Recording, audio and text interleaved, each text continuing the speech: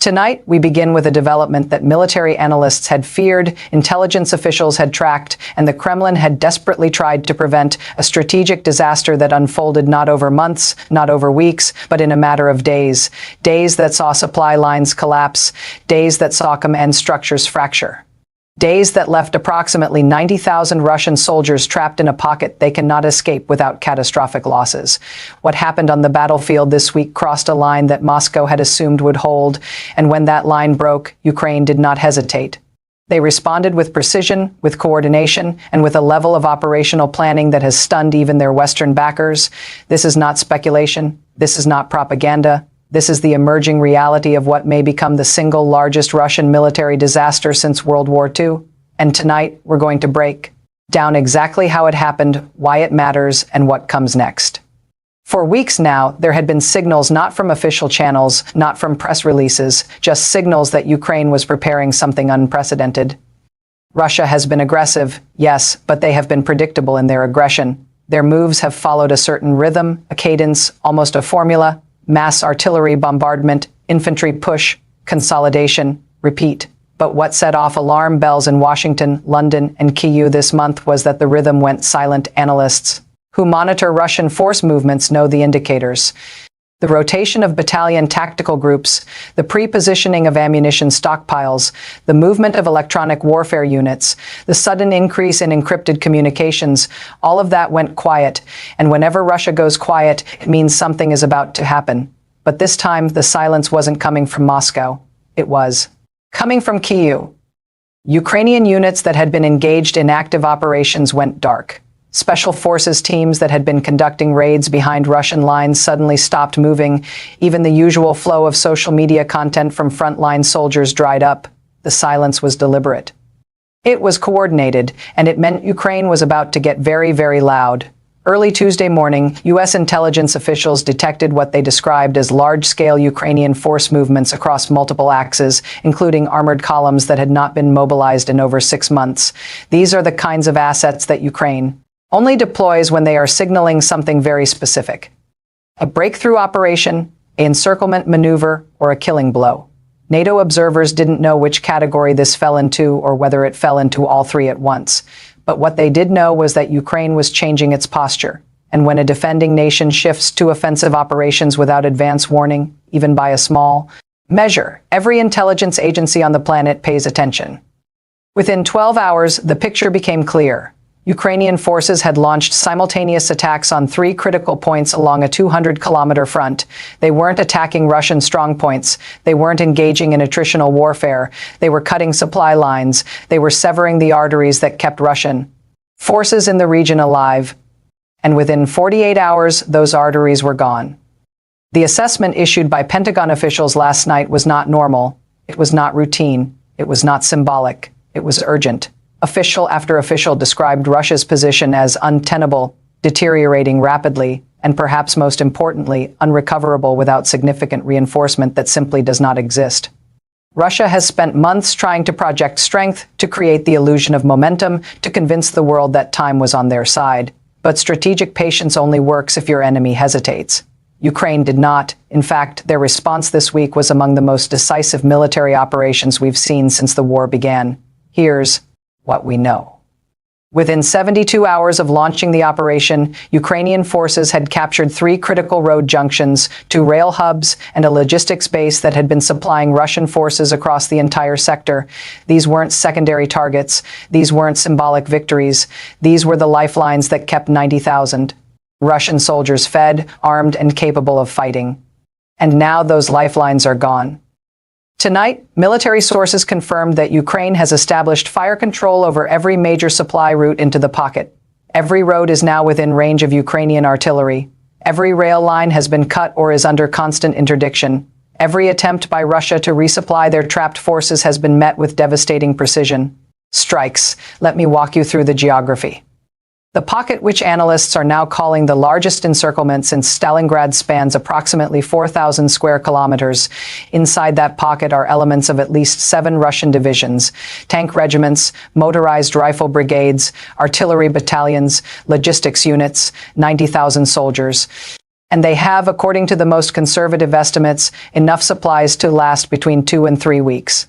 After that, they start running out of ammunition, then fuel, then food, then medicine, and then options. Ukraine struck the supply depots before Russia could disperse them. They hit the fuel storage facilities. They hit the ammunition caches. They hit the field hospitals that were preparing to support a Russian offensive. In other words, Ukraine targeted the infrastructure of survival, the logistics network that would have allowed Russia to hold the territory. This is what made the Pentagon's warning so urgent. Russia's position isn't just difficult, it's mathematically untenable. Every day that passes, the trapped forces grow weaker, and every day that passes, Ukraine grows stronger around the perimeter, and here's where the story becomes even more significant. Intelligence officials now believe that Russia's positioning, the very deployment that led to this disaster, was designed to test the resolve of Western support after months of political uncertainty. Moscow wanted to see whether NATO would waver, whether Washington would delay, whether European unity would crack. But instead, the opposite happened. The West didn't hesitate. They accelerated weapons deliveries with a speed and coordination that even the Kremlin noticed. You don't get Moscow's attention easily. They've spent years building a propaganda apparatus designed to dismiss Western actions as weak and ineffective. But today, Ukraine proved that Western equipment, combined with Ukrainian courage, creates a military force that Russia cannot match. Defense analysts speaking with multiple outlets under anonymity described Russia's miscalculation as historic, a fundamental misreading of both Ukrainian capability and Western commitment. Moscow assumed that political divisions would translate to military weakness. They assumed that time was eroding Ukrainian strength. They assumed that one more offensive push would break Kyiv's will. But Ukraine proved today that they remain both capable and determined. Their operations were not only successful, they were executed so precisely that Russian commanders didn't realize what was happening until it was too late. That precision matters because it shows something critical about Ukraine's intelligence capabilities. It shows that Ukraine is not simply reacting to Russian moves. They are anticipating them. They are planning around them. They are exploiting Russian weaknesses that Moscow doesn't even know exist. As reports continued coming in throughout the day, we learned more about the scale of Ukraine's operation.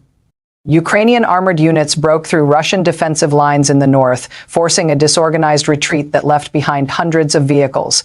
Special operations forces targeted command posts that had been coordinating Russian activities across the sector.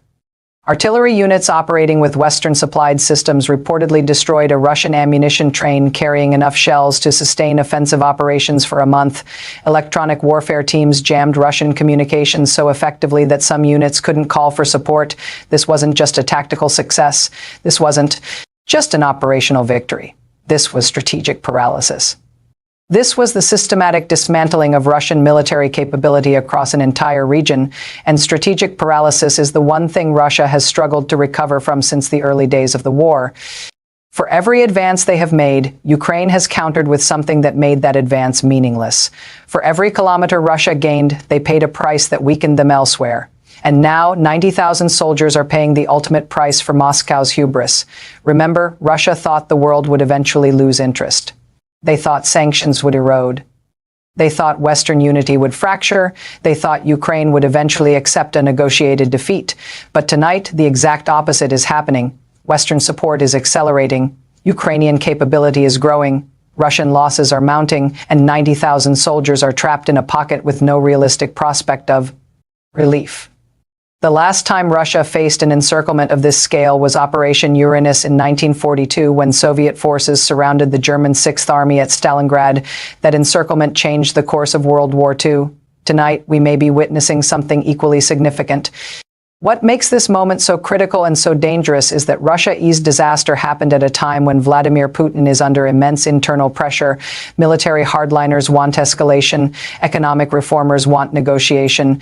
Regional governors want resources for domestic problems. Nationalist bloggers want accountability for failures.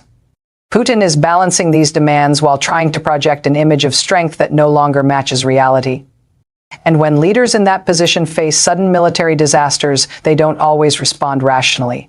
They respond from pressure. They respond from vulnerability. They respond in ways designed to distract from failure rather than address it. This is why Western officials are watching Moscow so carefully tonight, not because they expect Russia to suddenly win, But because they know that cornered leaders make dangerous decisions, NATO's emergency assessment, now circulating among member states, was designed to signal that the alliance is not willing to allow this moment to become an escalation trigger. Officials said plainly that Russia's deteriorating position was the predictable consequence of an unjustified invasion.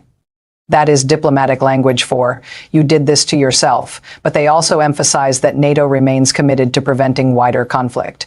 They emphasize that support for Ukraine will continue. They emphasize that any attempt by Russia to escalate beyond conventional warfare would be met with consequences that Moscow cannot afford. You don't usually hear that tone from NATO unless something serious is at stake. Tonight, something serious is at stake. Meanwhile, President Zelensky addressed the Ukrainian people in a brief but powerful speech tonight. He said, "Our soldiers have achieved what the world thought impossible." He said, "We do not seek conquest, we seek liberation." And he said, "Every soldier in that pocket has a choice: surrender and live, or fight and face the consequences of their commander's failures." These are not rhetorical flourishes. These are statements from a leader who understands that the next 72 hours may define the trajectory of the war. Here's what makes the situation even more concerning. Russia's disaster wasn't isolated to a single front. Along with the encirclement, Russian forces in the south have paused offensive operations to reinforce collapsing lines elsewhere. Russian naval assets in the Black Sea have increased activity, suggesting possible attempts to open alternative supply routes. Russian cyber units have intensified attacks on Ukrainian infrastructure, attempting to disrupt the logistics of the very operation that trapped their forces. All of this happened within the same week. When Russia moves multiple pieces at once, it means they're scrambling. It means they're desperate, and desperate militaries make mistakes that lead to escalation. Military analysts are now considering several possibilities. One is that Russia attempts a massive relief operation, throwing reserves into a desperate bid to break the encirclement. Another is that Russia attempts to negotiate a localized ceasefire, trading political concessions for the survival of the trapped forces. A third possibility, the one worrying officials the most, is that Russia attempts to escalate horizontally, striking targets outside Ukraine to distract from the disaster. But today, Ukraine took that last option off the table. They didn't overextend. They didn't attack Russian territory. They didn't give Moscow a pretext. They simply tightened the noose. And they made clear that the 90,000 soldiers inside the pocket have a choice that doesn't involve escalation. They can surrender. What we're watching now is a test of endurance. Russia wants to see whether Ukraine can maintain the encirclement long enough to force a decision. Ukraine wants to show that Western weapons and Ukrainian will create an unbreakable grip. NATO wants to prevent the disaster from spiraling into something larger, and Moscow wants to prevent the disaster from becoming the symbol that breaks their narrative of inevitable victory. Someone is going to lose this test. Right now, that someone appears to be Russia. Tonight, we've heard from intelligence sources who are monitoring Russian communications inside the pocket. They say morale is collapsing. They say unit cohesion is fracturing. And they say Russia's decision to extend supply lines without adequate protection was the strategic blunder that made this encirclement possible. But Ukraine is not celebrating prematurely. In fact, Ukraine is reinforcing. They are bringing up additional artillery. They are positioning reserves. They are preparing for the possibility that Russia attempts a breakout. Their response today, calculated, coordinated, and relentless, sent a message to Moscow that surrender is the only option that doesn't end in catastrophe, and it sent a message to the world that Ukraine is winning. As the week continues, we expect more details to emerge about what exactly Moscow hoped to achieve with the deployment that led to this disaster. But what we do know is that Ukraine's operation was timely. It prevented Russia from launching a spring offensive. It trapped forces that cannot be easily replaced. And it fundamentally changed the strategic calculus of the war. What happens next will depend on what Moscow does in the next few days. If they attempt a relief operation, they risk losing even more forces in a battle they cannot win. If they attempt negotiation, they admit a defeat that Putin cannot politically survive. If they attempt escalation, they face consequences that could end the regime. There are no good options for Russia, and Ukraine made sure of that. And tonight, for the first time since the invasion began, Russia appears to be paralyzed.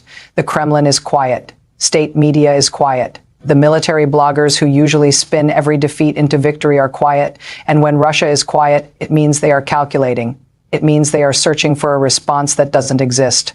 Because tonight, Russia learned something they have learned many times before, but never at this scale. Ukraine will not break. Western support will not waver, and 90,000 soldiers trapped in an inescapable pocket is the price of underestimating both. This story is far from over. The trapped forces still have weeks of fighting capability. Russia still has options, however bad. And the risk of escalation remains real.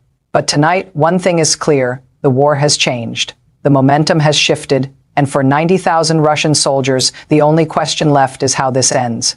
We will be here, watching every detail as the next phase unfolds.